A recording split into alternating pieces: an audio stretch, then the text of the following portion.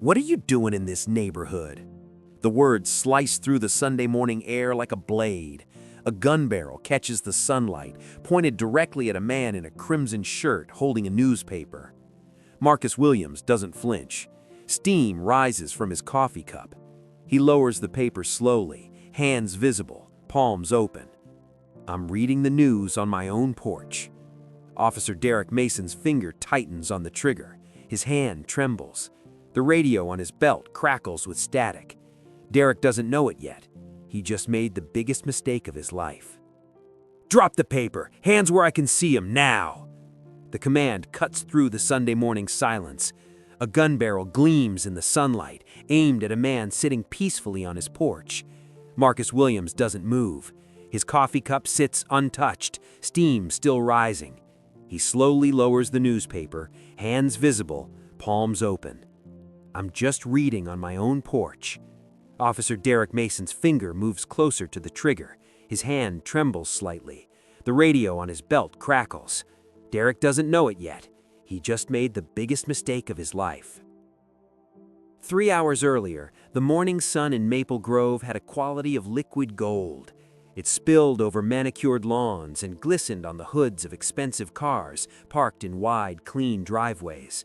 On the porch of a newly purchased colonial-style home, FBI Special Agent Marcus Williams was savoring that peace. He wore comfortable linen pants and a soft crimson shirt. A steaming mug of dark roast coffee sat on the wicker table beside him, its aroma mingling with the sweet scent of blooming gardenias. The Sunday paper was spread across his lap, its rustle the only sound breaking the serene morning hum. He had been in this house for exactly 1 week, a fortress of solitude earned after 12 years in the chaotic shadows of federal law enforcement.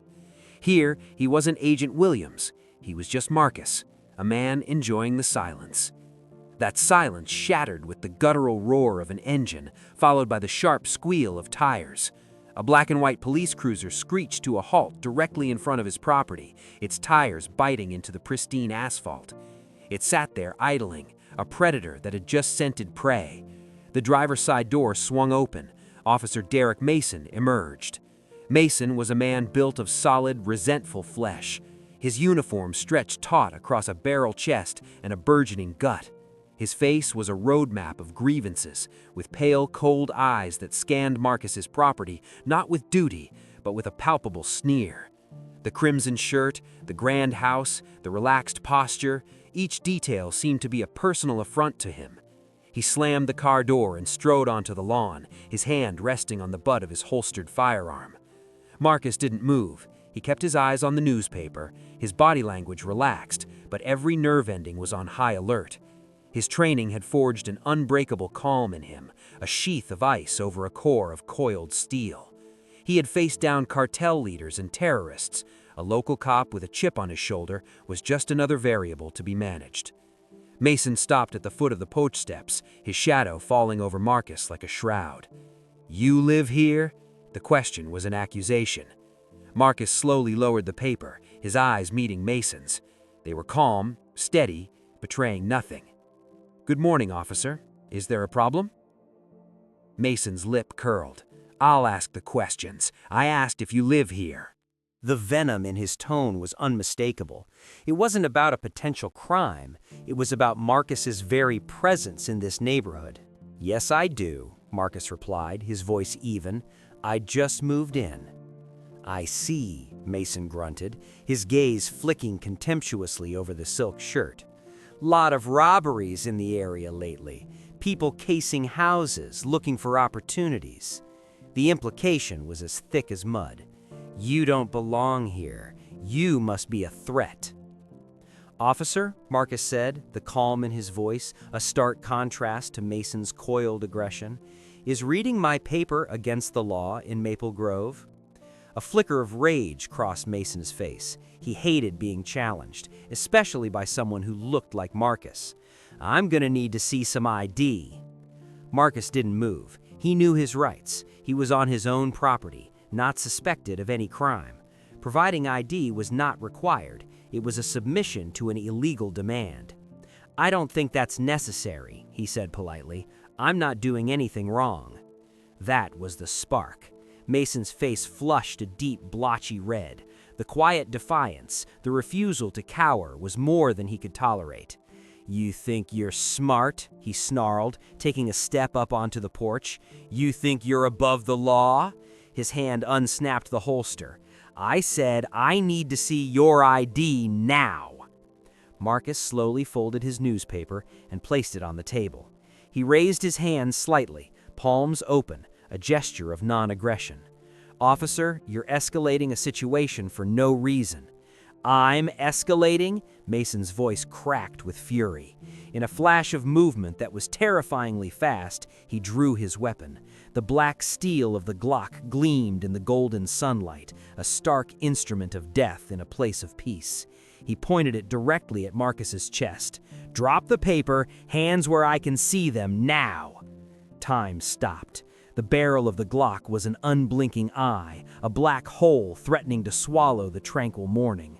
Marcus Williams' heart rate was a steady, rhythmic drumbeat, a testament to years of conditioning in hostile territories.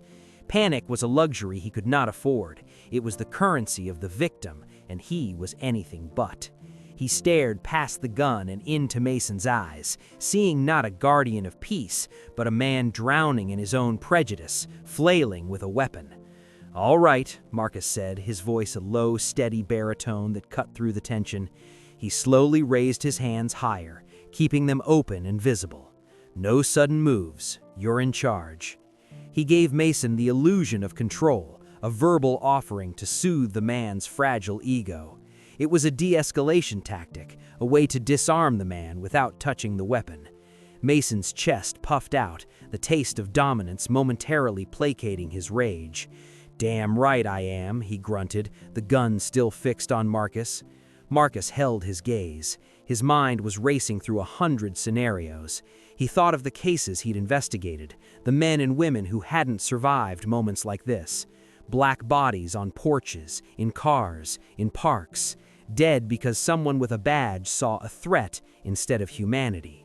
One wrong move, just one. The sun felt too bright, the air too thick. He could hear his own breathing, measured and controlled. He could hear Mason's rapid and shallow. Sweat beaded on Marcus's temple. A single drop rolled down, but he didn't wipe it away. Any movement could be misinterpreted. Any twitch could be fatal. "Now the ID," Mason barked slowly. Marcus calculated. "It's in my wallet, inside the house, on the kitchen counter." He would not give Mason the satisfaction of producing an ID from his pocket, of validating this illegal stop. By making the officer wait, by forcing him to consider the next step, Marcus was suddenly reclaiming control of the tempo. He was turning Mason's aggression into a procedural problem. A tense silence stretched. Mason's finger was still on the trigger, but a flicker of uncertainty entered his eyes.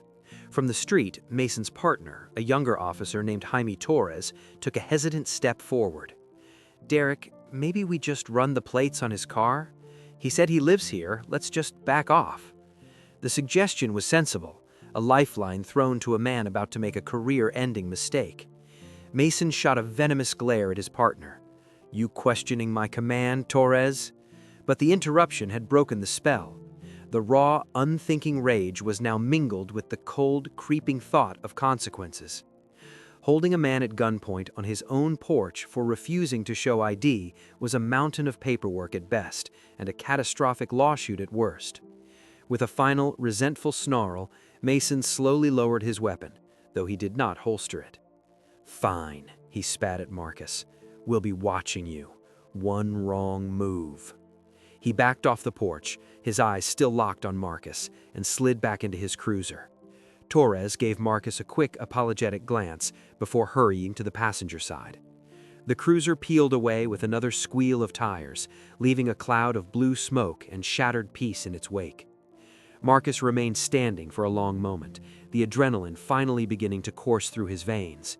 He took a slow, deep breath, then another. He didn't reach for his coffee. He didn't pick up his paper. He walked inside, his bare feet cool on the hardwood floors, and retrieved his phone from the kitchen counter where he'd said his wallet was. He didn't call his superior at the FBI. He didn't call the U.S. Attorney's office. He dialed 3 simple numbers, 911. The dispatcher's voice was calm and professional. 911, what's your emergency? Marcus's voice was equally calm, but freighted with precision. I'd like to report a police officer, badge number 3712. He has just left my property at 112 Maple Grove Drive. He drew his service weapon on me without cause while I was sitting on my own front porch. He was meticulous. He gave the time, the location, the officer's appearance, and a concise, factual account of the incident. He knew every word was being recorded, time-stamped, creating an official, undeniable record that would exist outside of Mason's control. It was the first stone laid in the foundation of his case. Miles away in his cruiser, Officer Derek Mason was already typing his report on the patrol car's laptop, his thick fingers stabbing at the keys. He was crafting a fiction, a narrative of self-preservation. Responded to reports of a suspicious individual in the Maple Grove area.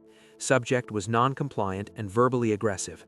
His demeanor suggested a potential threat, forcing a defensive posture. Subject refused to identify himself, cleared the scene without further incident. He omitted the gun. He omitted the fact that Marcus was on his own property reading a newspaper. He was building his side of the blue wall, brick by false brick. But he had no idea that a 911 call, a separate and immutable piece of data, was already being logged into a different system. A call that directly contradicted his report before the ink was even dry. The sun had climbed higher, its golden light now a harsh, interrogative glare. The tranquility of Marcus's morning was gone, replaced by the cold, familiar hum of a mission in progress.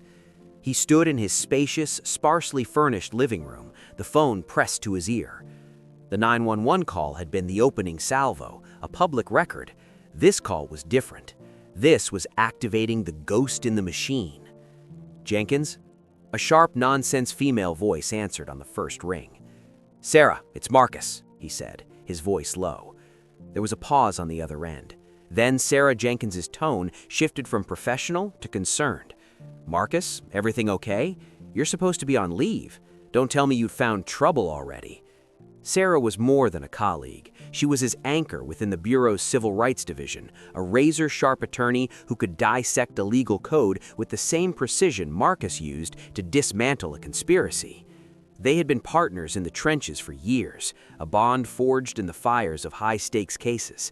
"Trouble found me," Marcus replied. He relayed the morning's events. He didn't embellish or editorialize. He presented the facts with the dispassionate clarity of a field report. The unprovoked stop, the demand for ID, the drawn weapon, the officer's badge number. He recounted it all, a cold chain of events. As she listened, Sarah was silent, but Marcus could practically hear the gears turning in her mind, the legal strategies already forming like storm clouds. When he finished, her voice was glacial. "Badge 3712, Maple Grove PD, and you have a time-stamped 911 call. Filed it less than 10 minutes after the incident," Marcus confirmed. "Beautiful," she breathed. "That's clean. He can't wiggle out of the timeline." She was already moving, the sound of a keyboard clicking softly in the background. Derek Mason, 42 years old, 17 years on the force. Let's see what we have on him. A few moments of furious typing passed. Well, he's got a history. Several excessive force complaints, all dismissed internally. A couple of racial profiling accusations that were settled out of court by the city. The department has been protecting him. He's a known problem they've chosen to bury. He felt comfortable, Marcus said, the memory of Mason's smug face vivid in his mind. He felt untouchable. He drew his weapon on me like he was swatting a fly. Because in his world, he is untouchable, Sarah countered, her voice hardening. The local system is designed to protect men like him, which is why we won't be using the local system. The plan was already taking shape, an intricate web being spun from a secure office in Washington, D.C. I'm flagging this as a potential color of law violation, Section 242. We'll open a preliminary federal inquiry. It'll be quiet for now. No sirens, no flashing lights. We'll start with an official request for all relevant materials. Officer Mason's service record, all previous complaints against him, and most importantly, his and his partner's body camera and dash cam footage from this morning. Marcus knew the strategy. It was a classic FBI move. You don't storm the castle walls, you quietly demand the keys. You use the weight of federal authority to force the local institution to either comply or obstruct. Either choice would lead them deeper into the trap. They'll stall on the footage, Marcus predicted. They'll claim it was a malfunction, a glitch, a corrupted file. Let them, Sarah said, a hint of predatory satisfaction in her voice. Obstruction of a federal investigation is a much bigger fish to fry than one rogue cop's power trip. If they hide the evidence, they make themselves part of the conspiracy. The official request from the Department of Justice landed on the desk of Maple Grove Police Chief Roland Brody 2 days later. It wasn't delivered by a mail carrier, it was hand-delivered by a stoic FBI field agent in a crisp suit. A clear message that this was not a casual inquiry. The document was an artfully worded piece of legal weaponry, polite in tone, but backed by the full force of federal law. It requested all records pertaining to Officer Derek Mason, and specifically the complete unedited audio and video recordings from his patrol unit for the morning of the incident. Chief Brody read it, then read it again. He was a political animal, a man who had navigated the treacherous currents of City Hall for 20 years. He knew this wasn't about a simple complaint. This was a federal shark circling his small municipal boat. He summoned Mason to his office. The door was closed, the blinds drawn. Mason swaggered in, still riding the high of his perceived victory on Marcus's porch. He read the request, and his bravado evaporated, replaced by a defensive scowl. "It's nothing," Miller blustered. "The guy was a mouthy punk. I put him in his place. He got scared and filed a complaint. It'll go nowhere."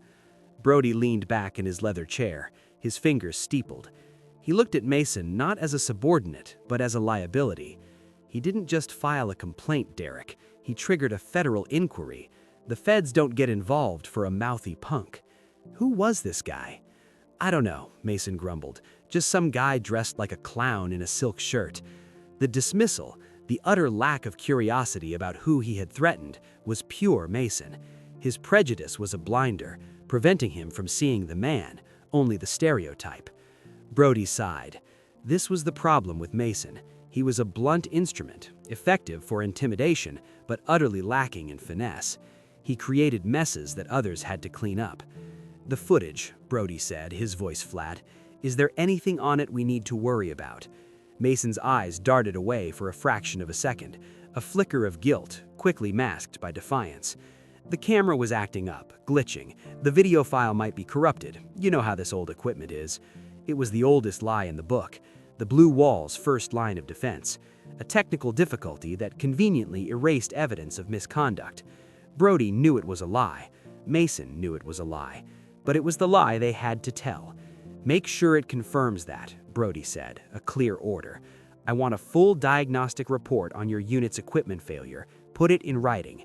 He was already building his own wall of plausible deniability. The official response went back to the DOJ the next day. It was a masterpiece of bureaucratic evasion. The Maple Grove Police Department would of course cooperate fully. Officer Mason's service record was attached, the heavily redacted version. All other documents were being compiled. However, regrettably, due to an unforeseen and unfortunate technical malfunction with the recording equipment in Unit 37, the video and audio data for the specified time period was irretrievably corrupted. They expressed their deepest apologies for the inconvenience. In his home office, Marcus read the emailed response forwarded by Sarah. He didn't feel anger or frustration. He felt a grim sense of satisfaction. "The glitch," he said aloud to the empty room. They took the bait. On the phone with Sarah moments later, her voice was cold and sharp. "They're stonewalling. Brody is protecting his man. He thinks he can wait us out, bury us in paperwork. He thinks we're playing his game," Marcus replied. "He doesn't realize we've already moved to a different board." "Exactly," Sarah said. "Their official claim of a technical glitch is now on record. I'm taking that official response, attaching it to a warrant application, and walking it over to a federal judge this afternoon. We're not requesting the footage anymore, Marcus. We're getting a warrant to seize the entire server it was stored on, along with every diagnostic report and maintenance log for the last 2 years." The strategy had shifted. The objective was no longer just the video of the incident itself. The objective was now the proof of the cover-up. By lying, Chief Brody and Officer Mason had turned a personnel problem into a federal crime. They thought they were erasing evidence. Instead, they were creating new evidence, evidence of conspiracy and obstruction of justice. The federal government was no longer knocking on the door. It was preparing to kick the door down and seize the entire house. The federal warrant landed like a grenade in Chief Brody's office. FBI technicians, accompanied by federal marshals, arrived unannounced and began the systematic process of creating a forensic image of the police department's central server. The atmosphere in the precinct was thick with a mixture of fear and resentment. Officers whispered in hallways, their eyes darting toward the IT room as if it were contaminated. The blue wall was under siege from an outside force, and its foundations were shaking. The pressure was immense, but it was not being applied evenly. The primary target of this silent psychological warfare was not Mason or Brody, but the weakest link in the chain, Officer Jaime Torres. Torres had been a ghost since the incident. He was quiet during patrols, his gaze often distant. The memory of Mason drawing his gun, the sheer unnecessary violence of the act, had replayed in his mind 1,000 times. He had joined the force to be like the cops he saw on TV, heroes protecting the innocent. Instead, he found himself complicit in the casual cruelty of a bully with a badge. He knew Mason's report was a lie. He knew the body cam glitch was a lie. And every day he remained silent, he was a liar too. The FBI's approach to him was subtle, almost imperceptible. It began with a visit to his home from two plainclothes agents. They weren't there to interrogate him. They were there to follow up on a routine inquiry. They were polite, professional, and their questions were ostensibly about department procedures and equipment maintenance. But the real message was delivered between the lines. We know you were there. We know what happened. We are giving you a chance to be a witness instead of a target. A few days later, a sealed envelope from the U.S. Attorney's Office was delivered to his home. Inside was not a subpoena, but a proffer letter. It was a formal invitation to speak to federal investigators, outlining the terms of limited immunity. It was a lifeline and a threat all in one. It promised that his honest testimony would not be used against him. But the unspoken corollary was that remaining silent, continuing the cover-up, would make him part of a federal conspiracy charge, obstruction of justice, a felony that would end his career and could land him in a federal prison. Mason sensed the change in his partner. Torres was jumpy, avoiding his gaze. In the patrol car, the silence was heavy and suffocating. Miller tried to reinforce the wall. "You keep your mouth shut, you hear me?" He'd growl, his voice a low threat. "It's us against them. That's the only rule that matters. Don't you forget it." But the threats of a bitter, cornered man were beginning to sound hollow compared to the silent, immense pressure of the federal government. Mason could ruin his career in the department. The feds could take away his freedom. The breaking point came during a tense, late-night conversation with his wife, Maria. She had seen the letter, the fear in his eyes. "What's going on, Jaime?" she pleaded. "You haven't been yourself for weeks." He finally confessed, the words spilling out in a torrent of guilt and anxiety. The porch, the gun, the lies, the federal agents. Maria listened, her face pale. She was a school teacher, a woman who lived in a world of right and wrong, of clear moral lines. "This man, Mason," she said, her voice trembling but firm. "He's a cancer, and if you protect him, you let the sickness spread to you, to us. What will you tell our son when he's old enough to ask what you did? That you helped a bully hide his crimes?" Her words were a mirror, reflecting an image of himself that he could no longer stand to see. A coward, a liar, an accomplice. He saw the path Mason was leading him down, a dead-end road of compromised integrity, ending in a prison cell or a lifetime of looking over his shoulder. And he saw the other path, the one offered by the feds. It was a terrifying path, a betrayal of the code he had sworn to uphold. But it was the only path that led back to the man he wanted to be. That night, sitting at his kitchen table with his wife's hand on his, Officer Jaime Torres made a choice. He picked up his phone and dialed the number on the card the FBI agents had left him. He was done protecting Derek Mason. He was going to save himself. The blue wall of silence was about to be shattered, by the very man who was supposed to help build it. The meeting was set for a neutral location, a drab, anonymous conference room in a budget hotel near the airport. It was a place for transients, for secrets, for conversations that needed no echo. Officer Torres arrived looking pale and sleep-deprived, his civilian clothes doing little to disguise the rigid posture of a cop. Waiting for him were Sarah Jenkins and an impassive senior FBI agent. There were no bright lights, no intimidation tactics, just a bottle of water, a legal pad, and the heavy weight of the truth. Sarah began, her voice calm and reassuring. "Officer Torres, thank you for coming. We know this is difficult. We just want to hear your account of what happened, the truth, in your own words." Torres took a deep breath, his hands clasped so tightly on the table that his knuckles were white. And then he began to speak. The carefully constructed wall of lies crumbled, and the story poured out raw and unvarnished. He described the tranquil morning, the way Mason had targeted the house, the contempt in his voice from the very first word. He recounted the illegal demand for ID, Marcus's calm refusal, and the sudden, terrifying explosion of Mason's rage. "He just snapped," Torres said, his voice barely a whisper. There was no threat. The man was just sitting there. But Mason, he looked at him and he saw something that made him hate. He pulled his weapon. I thought he was going to shoot him right there on his own porch over nothing. He didn't stop there. Sarah gently prodded, asking about what happened after, about the report Mason filed.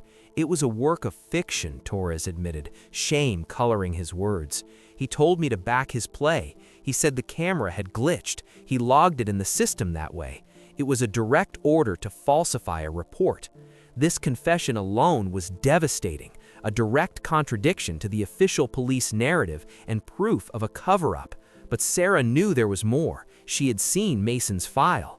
"Jamie," she said, using his first name to build a fragile bridge of trust. "Has this happened before? Have you seen Officer Mason behave this aggressively with other citizens?" Torres hesitated. This was the true betrayal, the crossing of the Rubicon. It wasn't just about one incident anymore. It was about exposing a pattern, about burning a fellow officer completely. He looked at Sarah's steady, waiting eyes, thought of his wife's words, and the dam broke. "Yes," he said, the word heavy with finality. "Several times.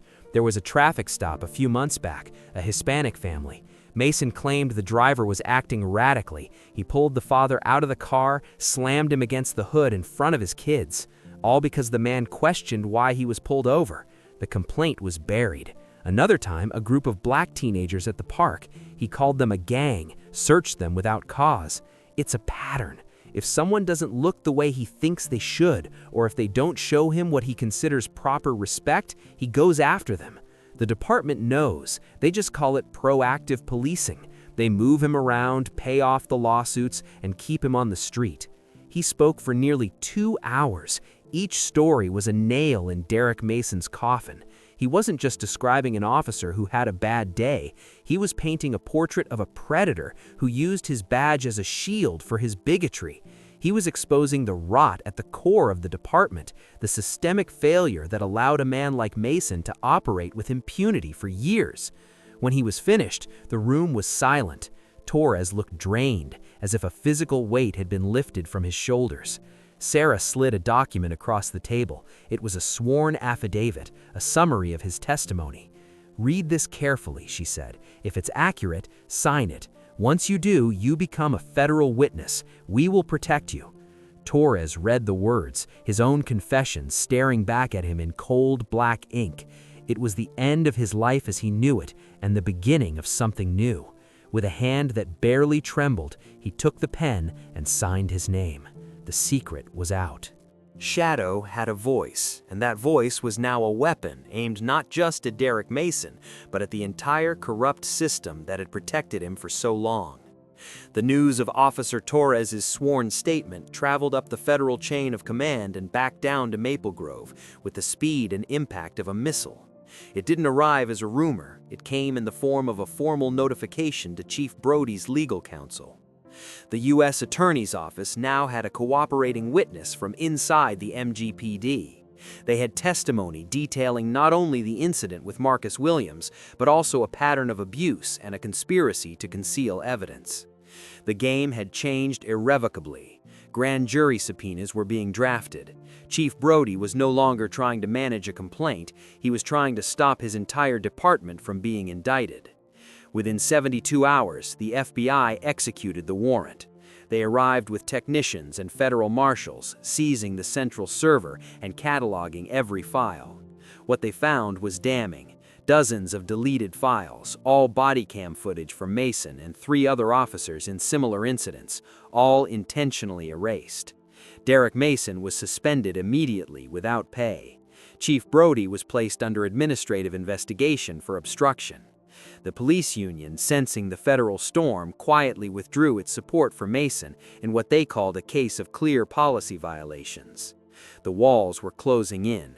The blue wall hadn't just cracked, it was collapsing entirely, and Mason was standing alone in the rubble. Derek Mason sat in a cramped law office, his face ashen under the harsh fluorescent lights. His attorney, a tired-looking public defender named Kowalski, sat across from him, tapping a pen against the desk. "They have video," Kowalski said flatly. "They have an internal witness, and you drew your weapon on an FBI agent. I'm not going to sugarcoat this, Derek. You're looking at serious time." Mason's hands trembled. "But I didn't know he was FBI. I thought you thought—" "What?" Kowalski interrupted. "You thought a black man reading a newspaper on his own porch was suspicious? That's exactly the problem, Derek. That's what they're going to hammer in court." "I was doing my job," Mason protested weakly. "I was protecting the neighborhood." Kowalski leaned back, his expression grim. "From what? A man drinking coffee? The DA has your partner's testimony. Torres says you've done this before, multiple times. They're building a pattern of racially motivated harassment." Mason felt the walls closing in. "What about the union? What about the chief? The union dropped you yesterday, called it a clear departure from professional standards.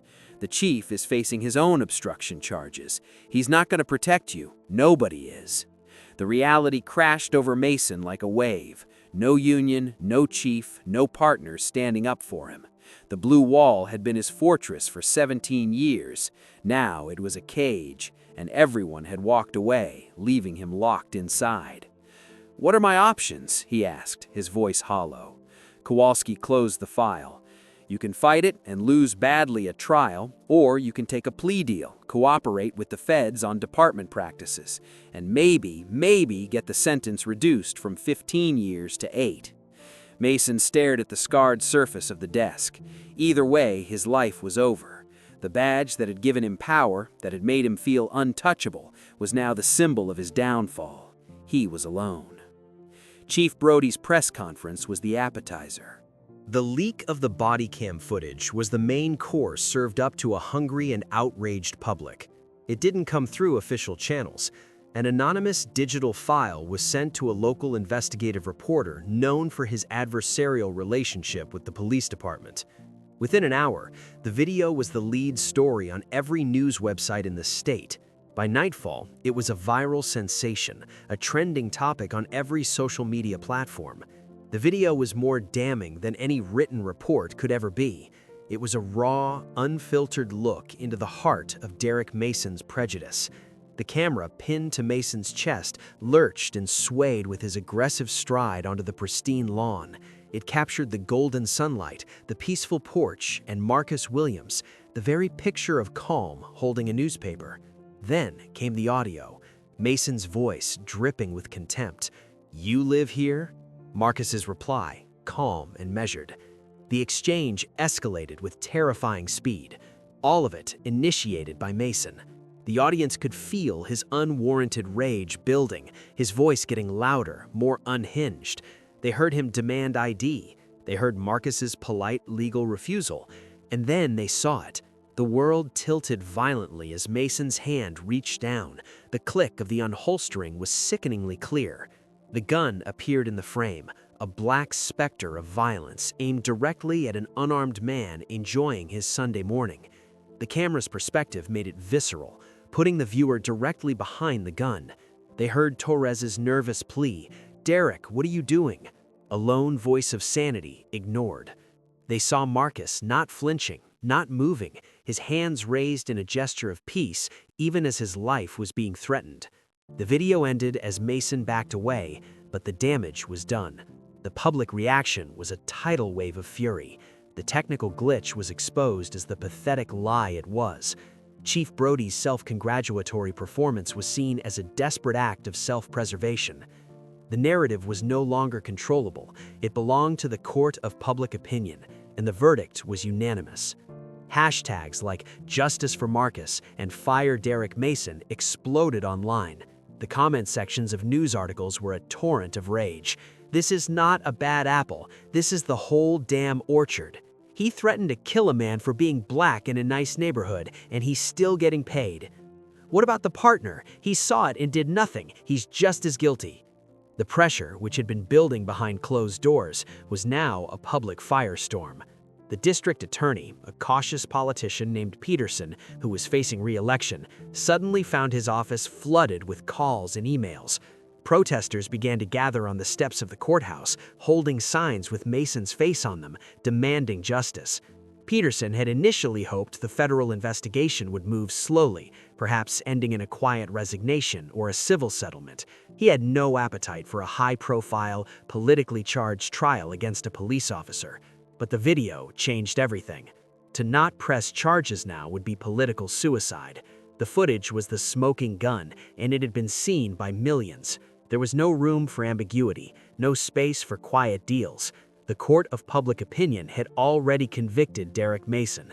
The DA's office was now in a corner, forced to either ratify that verdict or be consumed by the public's wrath.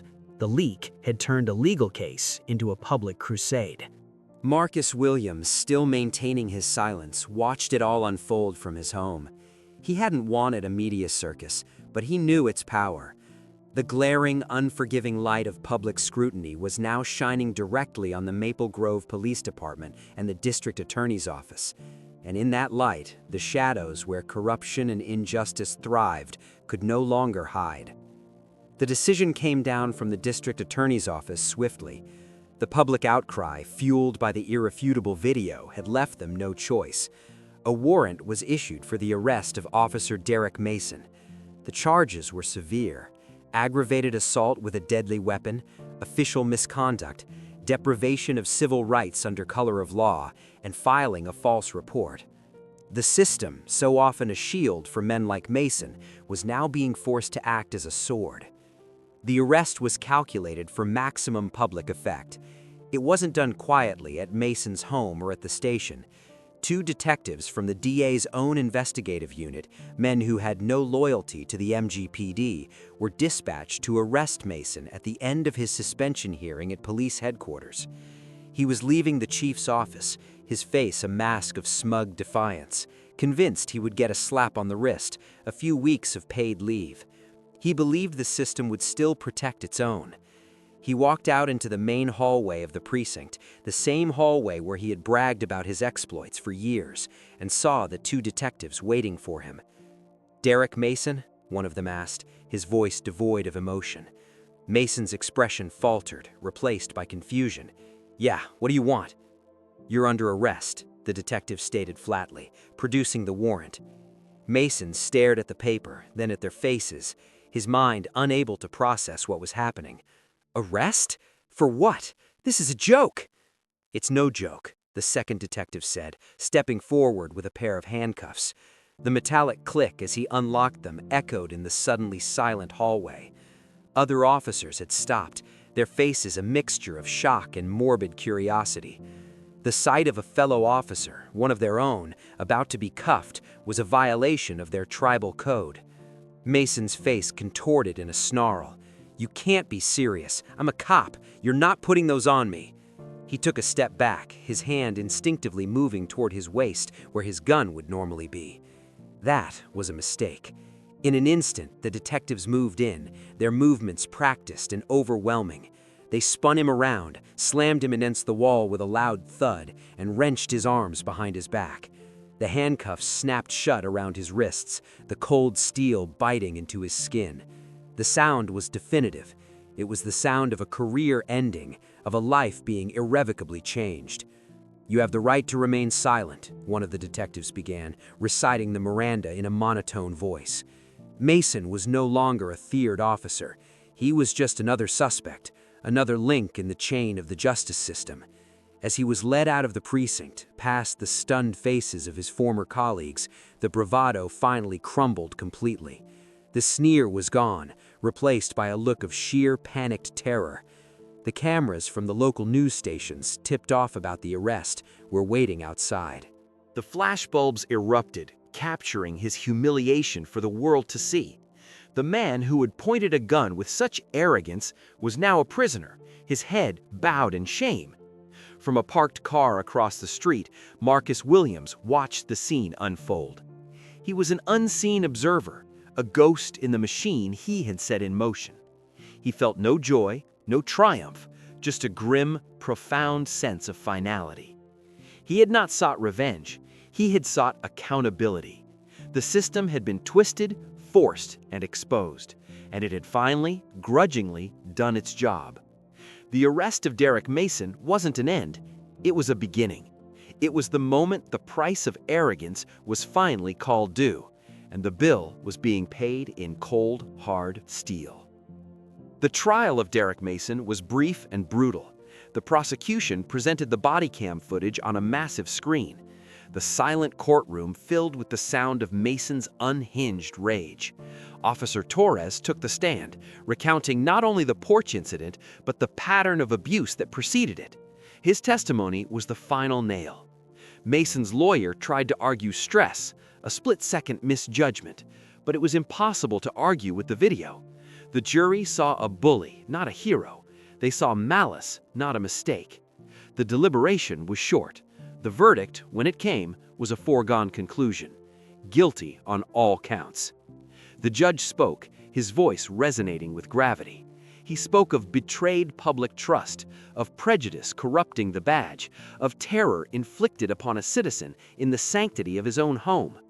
The sentence, 10 years in federal prison. A gasp rippled through the courtroom. Marcus Williams sat in the back of the courtroom gallery during the sentencing. He wore a simple gray suit, blending in with the other spectators. He was not there as a witness or a victim, but as an observer of the system he had sworn to uphold. He watched as Derek Mason, stripped of his uniform and his pride, stood before the judge. The man's face was pale and slack, the arrogance long gone, replaced by the hollow look of a man who had lost everything. Mason's knees seemed to buckle as the marshal stepped forward to lead him away. His life as a free man over. Marcus watched him go, feeling not a flicker of satisfaction, only a profound and weary sense of justice served. It was not vengeance, it was a balancing of the scales. Outside the courthouse, reporters swarmed, microphones thrust forward. Marcus pushed through them without a word. One reporter managed to shout a question. "Agent Williams, how do you feel about the verdict?" Marcus stopped, turned. "This isn't about me," he said quietly. "This is about a system that needs to change." Then he walked away. 6 months later, the golden light of the Maple Grove sun once again spilled across Marcus Williams's porch. The wicker chair was in the same spot. A fresh mug of coffee sat beside it, steam rising in lazy spirals. The Sunday paper was spread across his lap. The world outside had moved on. Chief Brody had announced an early retirement, citing health reasons. The MGPD was undergoing a federally mandated reform program, complete with implicit bias training and a new civilian oversight board. Officer Jamie Torres, after resigning from the force, had been accepted into the FBI Academy. Marcus had written the letter of recommendation himself. Derek Mason was serving his sentence in a federal facility 3 states away. Whether he would emerge a changed man, Marcus didn't know, but the system had changed, even if just a little. Marcus picked up his newspaper. The silence of the morning was back, but it was a different kind of silence now. It was not the silence of ignorance, but the silence of peace, hard-won and deeply appreciated. A neighbor walking her dog waved at him from the sidewalk. He waved back, a small smile on his face. He had been tested not in a dark alley or a foreign war zone, but on the front porch of his own home. He had faced a uniquely American brand of danger, one born of hatred and a uniform. He had responded not with violence, but with strategy, patience, and an unshakable faith in the mechanisms of justice. His fight had not been to destroy one man, but to force a flawed system to confront its own reflection. And sometimes a little change is a beginning. If you witnessed injustice, would you stay silent or would you be Jamie Torres? Share this story if you believe in accountability.